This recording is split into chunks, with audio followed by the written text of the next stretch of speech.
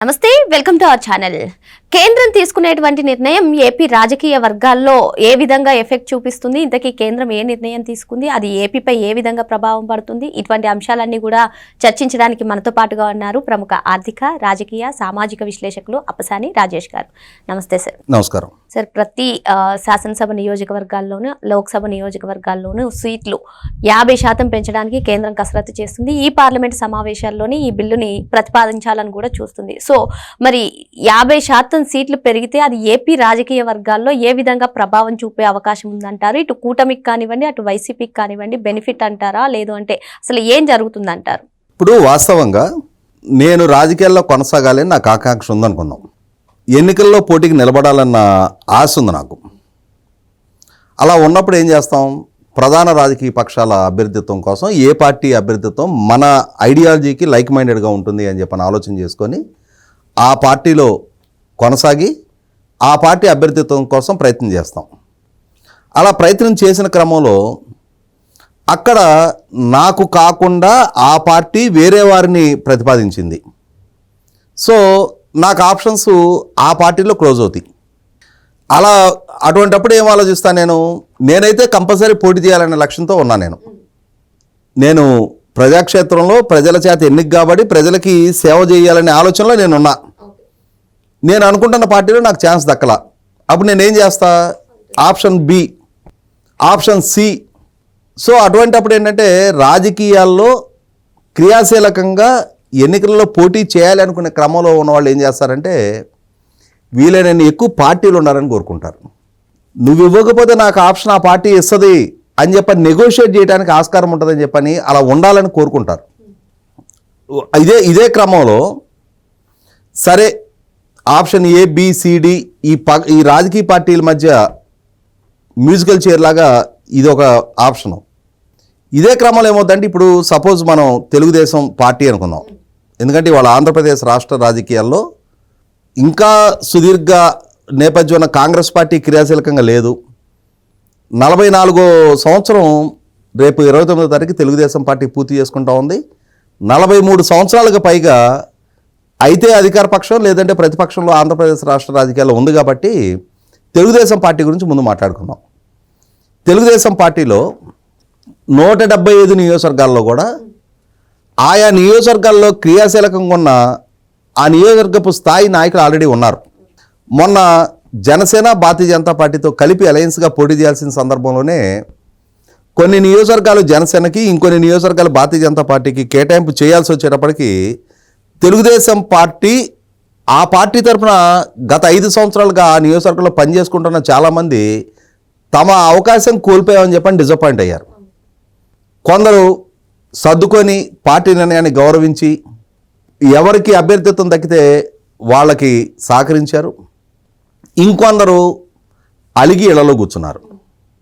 కానీ ఆ పార్టీలో ఇంకా అర్హులు, అవకాశం దక్కితే పోటీ చేయాలని ఆశ ఉన్నవాళ్ళు, రాజకీయాల్లో కొనసాగటానికి కావాల్సిన అన్ని అర్హతలు కలిగిన వాళ్ళు చాలామంది ఉన్నారు. కానీ వాళ్ళకి పోటీ చేయడానికి నియోజకవర్గాలు లేవు. ఇప్పుడు కేంద్ర ప్రభుత్వం ప్రతిపాదించిన 50% స్థానాల సంఖ్య పెరగటం, ఇది ఖచ్చితంగా మీకు ఒక ఎగ్జాంపుల్ చెప్తాను. నేను గతంలో 2009లో ఒకసారి నియోజకవర్గాల పునర్వ్యవస్థీకరణ జరిగింది. ఆంధ్రప్రదేశ్ రాష్ట్రం 294 యథావిధిగా ఉన్నాయి. కానీ కోస్తా ప్రాంతం, ముఖ్యంగా గుంటూరు, కృష్ణా జిల్లాలు, గోదావరి జిల్లాలు, అక్కడి నుంచి ఉపాధి రీత్యా వివిధ ప్రాంతాలకు వలస వెళ్ళిపోయారు ప్రజలు. దాంతో ఏమైంది? అక్కడ జనాభా కొంత తగ్గారు. ఈ తరలిన వాళ్ళు ఎక్కువగా హైదరాబాద్ చుట్టుపక్కలకి మైగ్రేట్ అయ్యారు. దాంతో ఈ 294 యథావిధిగా ఉంచుతూ ఆంధ్ర ప్రాంతంలో అప్పటి వరకు 182 అసెంబ్లీ స్థానాలు 175 స్థానాలకు తగ్గినాయి. తెలంగాణలో 112 ఉన్న సంఖ్య 119 అయినాయి.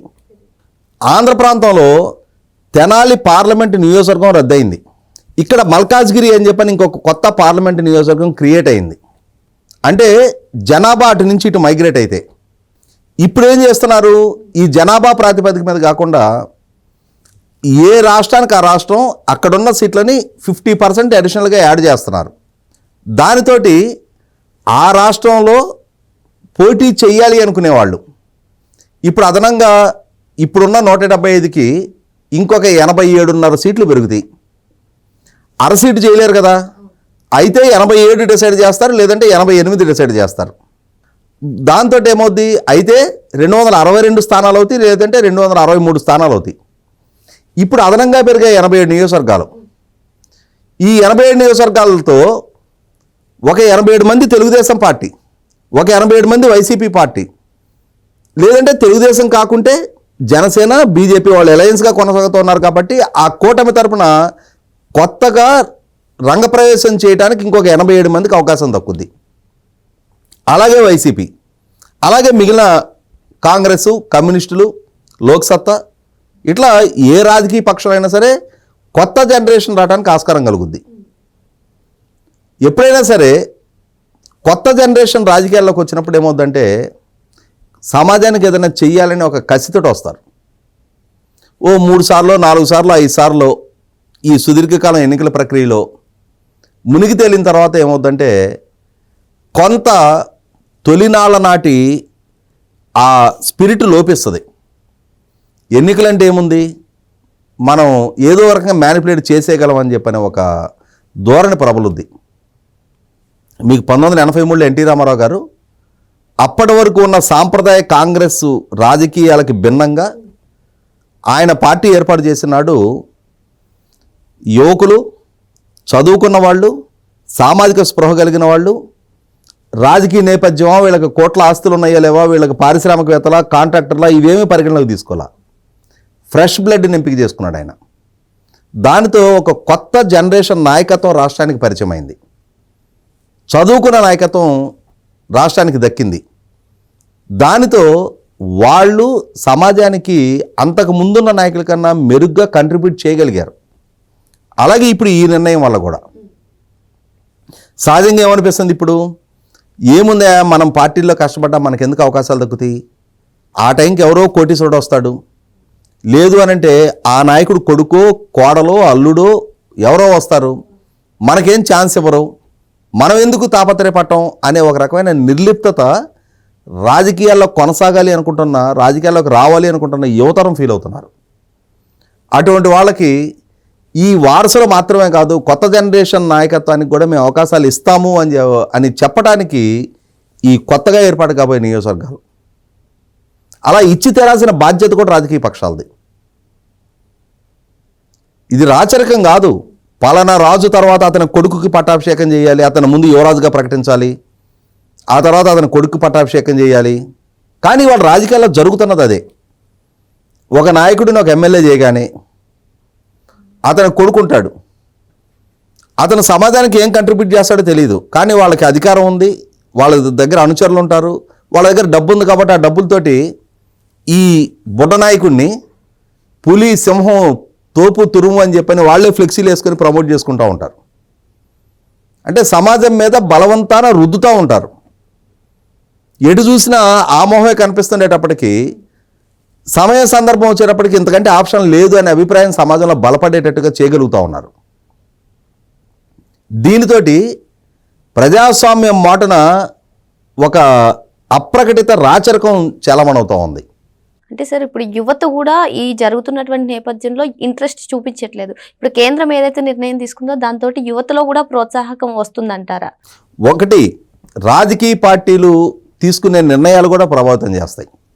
రాజకీయ పార్టీలు ఇప్పుడు కొత్తగా పెరిగే నియోజకవర్గాల్లో కూడా ఆయా నియోజకవర్గాల పరిధిలో ఉన్న తమ నాయకుల వారసులను వాళ్ళకి కొత్త జనరేషన్కి ఆస్కారం కలిగిస్తున్నాము అని అంటే వాళ్ళ నాయకులు పిల్లలనే యూత్గా చూపించి వాళ్ళకి ఇవ్వటమా, లేదు ఆ నియోజకవర్గాల్లో కూడా ఆ టైంకి సూట్ కేసు తీసుకొని వచ్చే ఒక ఎన్ఆర్ఐనో, ఓ ఫిల్మ్ స్టారో, ఒక కాంట్రాక్టరో, ఒక పారిశ్రామికవేత్తో ఎంత డబ్బు ఎక్కువగా ఖర్చు పెట్టగలుగుతారన్న ప్రాతిపదిక మీద మాత్రమే ఎంపిక చేసినప్పుడు డెఫినెట్గా డబ్బు ఖర్చు పెట్టలేని, సమాజానికి ఏదైనా చెయ్యాలనే ఆలోచన ఆకాంక్ష ఉన్నా కూడా ఆ డబ్బు అనే క్రైటీరియా మీట్ అవ్వలేని పరిస్థితిలో చాలామంది సమర్థులు రాజకీయాలకు దూరం అవుతూ ఉన్నారు. దాన్ని నివారించి ఒక ఆరోగ్యకర రాజకీయాన్ని సమాజానికి అందించి తీరాల్సిన బాధ్యత రాజకీయ పక్షాలదే. తాము అవకాశం ఇచ్చేటప్పుడు ఇవాళ ఇరు రాజకీయ పక్షాలు డబ్బుకు ప్రాధాన్యత ఇవ్వని గుణగణాల ప్రాధాన్యతగా సమాజం పట్ల అంకితభావం, సేవానిరతి, అదే సందర్భంలో ప్రశ్నించగలిగే తత్వం, విషయ పరిజ్ఞానం, వాగ్దాటి ఉన్న వాళ్ళని ఎంపిక చేసి వాళ్ళకి అభ్యర్థిత్వం ఇచ్చారనుకుందాం. ఇరువురు డబ్బు ఖర్చు పెట్టలేరు. ప్రజలు ఇద్దరిలో ఎవరు మెరుగో వాళ్ళని ఎంపిక చేసుకుంటారు. మాకు డబ్బులు లేదు కాబట్టి అని చెప్పని ప్రజలేం ఓటు మురగబెట్టి ఇళ్లలో కూర్చొని రాకుండా డబ్బులు ఇస్తేనే ఓటుకు వస్తామని చెప్పని ప్రజలు ఎప్పుడు డిమాండ్ చేయలే. మనకి కొంతమంది మేధావులు మాట్లాడుతూ ఉంటారు, కోడి ముందా గుడ్డు ముందా, ఇత్తు ముందా చెట్టు ముందా, ప్రజల డబ్బులు అడుగుతున్నారా, రాజకీయ పార్టీలు డబ్బులు ఆఫర్ చేస్తున్నాయని. రాజకీయ పార్టీలే ఆఫర్ చేస్తున్నాయి. నువ్వు డబ్బు ఇస్తేనే ఓటేస్తామని చెప్పని ఈ మధ్య గత కొన్ని ఎన్నికల సందర్భంగా ఈ పెడదోరని కొన్ని ప్రాంతాల్లో చూస్తూ ఉన్నాం మనం. వెనకటి నుంచి అందరూ డబ్బులు పంచే నెగ్గల. నాకు తెలిసి సొంత ఇల్లు, సొంత కారు కూడా లేని వాళ్ళు సుదీర్ఘకాలం రాజకీయాల్లో పలు దఫాలు చట్టసభలకు ఎన్నికైన నాయకులు చాలామందిని చూశా. చాలా సింపుల్ లైఫ్. వాళ్ళు ఇంటికి ఓటు అడగడానికి వస్తుంటే వాళ్ళకి ఎదురు ఈ ఓటు వేయించుకునే వాళ్ళే ఎదురు చందాలు ఇచ్చి వాళ్ళకి బట్టలు పెట్టి వాళ్ళని స్వాగతించిన సందర్భాలు నేను ఆ చిన్నతనంలో చూశా. కాబట్టి సమాజహితం కోరి సమాజం పట్ల బాధ్యతతో, సేవానిరతితో, నిజాయితీగా, చిత్తశుద్ధితో ఉండే నాయకుల్ని ప్రజలు ఆదరిస్తారు. అన్ని సందర్భాల్లో డబ్బులు ఒక్కటే ప్రభావం చూపవు. కాబట్టి ఈ డబ్బు ప్రభావం పెరుగుతున్న నేపథ్యంలో, డబ్బు మాత్రమే క్రైటీరియా అభ్యర్థిత్వాలు ఖరారు అవుతున్న నేపథ్యంలో రాజకీయ పక్షాలు కూడా పునరాలోచన చేసుకొని తీరాల్సిన ఒక కంపల్షన్ క్రియేట్ అవుతూ ఉంది. అంటే ఈ పరుగు ప్రస్థానం ఎక్కడికి? నేను నా అనుభవంలో ఒక ఎన్నికలో ఒక అభ్యర్థి తరఫున 30 రూపాయలు పంచడం చూశా. అదే నియోజకవర్గంలో అదే పార్టీ ఇంకొక అభ్యర్థి, నాటి అభ్యర్థి కాదు ఇవాళ ఇంకొక అభ్యర్థి 2000 పంచడం నేను చూస్తున్నా. అంటే చివరికి ఎంత పంచితే రేపటి రోజున ఎంత ఖర్చు పెడితే ఎన్నిక మీట్ అవ్వగలుగుతారు? అలా ఖర్చు పెట్టి అంతటి ఎక్స్పెండిచర్ చేసిన తర్వాత అతని నుంచి సేవ ఎక్స్పెక్ట్ చేస్తారు. కాబట్టి ఇక్కడ ఎక్కడో ఒక దగ్గర దీనికి ఫుల్ స్టాప్ పెట్టి తీరాల్సిన బాధ్యత రాజకీయ పక్షాల మీద ఉంది. ఇదే క్రమంలో కొత్త జనరేషన్ యువతకి మరింత మెరుగైన అవకాశాలు అందించడం కోసం ఇవాళ పెరుగుతున్న నియోజకవర్గాల సంఖ్య కూడా దోహదం చేస్తుంది. వీటికి తోడు ఇవాళ 33% మహిళా రిజర్వేషన్ కూడా ఇదే ఎన్నిక ద్వారా అమల్లోకి తీసుకురావాలి అని చెప్పని. ఇవాళ ఉన్న 21 మంది మహిళల ప్రాతినిధ్యం చాలా ఎక్కువ అని చెప్పని మనందరం ఫీల్ అవుతున్నారు. కానీ ఇప్పుడు ప్రతిపాదిస్తున్న ఈ 33% మహిళా రిజర్వేషన్ వల్ల 87 మంది అదనంగా అంటే 263 స్థానాల్లో 87 మంది మహిళలకి ఇచ్చి తీరాల్సిన కంపల్షన్ క్రియేట్ అవుద్ది. అలా జనాభాలో సగం, ఆకాశంలో సగం, అవనిలో సగం అని చెప్పని చాలా ఘనంగా స్లోగన్స్ చెప్పుకుంటాం.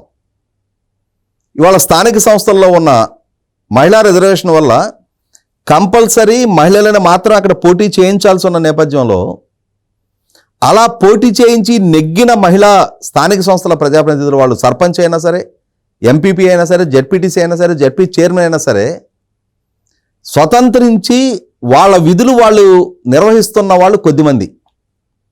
కీలకంగా ఎక్కువ చోట్ల ఈ పురుషాధిక్యతోటి ఎంపీపీ అతని వైఫ్ అయినా ఇతనే ఆ ప్రొసీడింగ్స్ అన్నీ చూస్తూ ఉంటాడు. సంతకాలు పెట్టాల్సిన సాంకేతికపరమైన నిర్ణయాల దగ్గర మాత్రం సంతకం ఉంటుంది, కానీ అడ్మినిస్ట్రేషన్ అంతా ఇతనే ఫాలో అవుతూ ఉంటాడు. అధికారులు కూడా ఇతనికి రిపోర్ట్ చేస్తూ ఉంటారు. ఇది మారాలి. ఇవాళ ఒక ఎంఆర్ఓ మహిళా అధికారిని ఉంది, ఒక ఎండిఓ మహిళా అధికారిని ఉంది. వాళ్ళ ఆయన వచ్చి అక్కడ కూర్చోగలుగుతాడా? కానీ ఒక ఎంపీపీ దగ్గర మాత్రం వాళ్ళ ఆయన వచ్చి ఎందుకు కూర్చోగలుగుతున్నాడు? ఒక సమర్థవంతులైన అధికారినిగా ఒక ఎంఆర్ఓ తన విధులు తాను నిర్వహించగలుగుతూ ఉన్నప్పుడు డాక్టర్సు, ఇంజనీర్లు, లాయర్లు, జడ్జిలు రేపు ఆంధ్రప్రదేశ్ రాష్ట్ర హైకోర్టుకి ఒక మహిళ జడ్జిగా, చీఫ్ జస్టిస్గా రాబోతూ ఉన్నారు. ఇవి మన కళ్ళ ముందు కనిపిస్తూ ఉన్నాయి. వాళ్ళ విధులు వాళ్ళు సక్రమంగా నిర్వహిస్తూ ఉన్నారు.